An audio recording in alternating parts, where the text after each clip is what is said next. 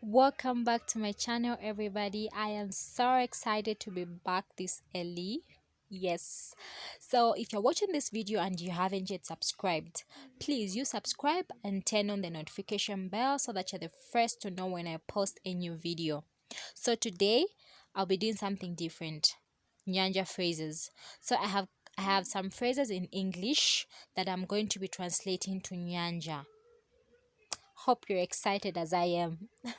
So the first one is good morning. In Nyanja, it's mwauka bwanji. Good afternoon. In Nyanja, it's mwachoma bwanji. How are you? In Nyanja, it's muli bwanji. I am fine. How are you? In Nyanja, it's Nili bwino kaya inu. What is your name? So if it's an elderly person, we'll say dzina lanu ndimwe bandani. And then if it's a young person, we'll say dzina lako ndiwe ndani. Okay.